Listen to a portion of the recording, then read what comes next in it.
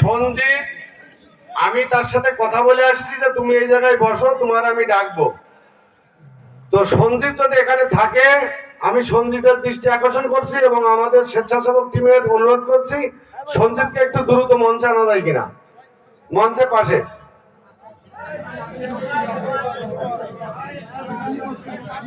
আমি সর্বোচ্চ 3 minute time দিলাম। যদি সঞ্জিত এখানে উপস্থিত না হয় তাহলে আমাদের ডিসিশন অনুযায়ী আমরা কি সঠিক ডিসিশনে সঠিক সিদ্ধান্তে আমরা পৌঁছে যাবো ইনশাল্লাহ।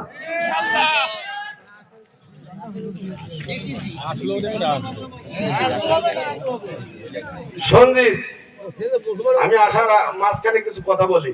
আসলে যেমন আমাদের কিছু মাতৃপার বর্গের লোক, বুজুর্গ ব্যক্তি যারা এখানে আছেন, তারা কেউ কেউ কিন্তু সাউন্ড দিচ্ছেন যে এই ঝামেলাটা আমাদের বাইরে করা উচিত ছিল, কিন্তু এমন একটা পর্যায়ে আমরা পৌঁছে গিয়েছি যেটাকে আমরা ঠেলে বাইরে দিতে পারছি না, আবার নিকেটও আঁকড়ে ধরতে পারছি না।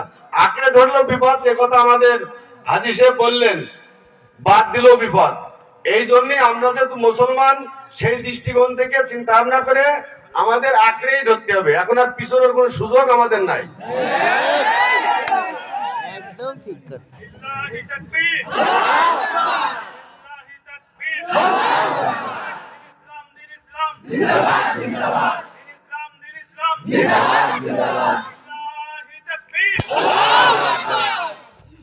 এই পেয়েছো, সঞ্জিতের পেয়েছো তোমরা?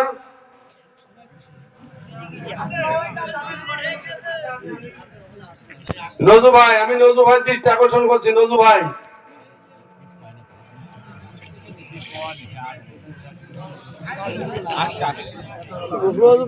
আমি নজু ভাই দৃষ্টি আকর্ষণ করছি। নজু ভাই, শুধু সঞ্জিত আসবে একা, তার সাথে আমার কথা হয়েছে। সঞ্জিত একা আসবে, তার সাথে আমার কথা হয়েছে আগেই। মুসলমান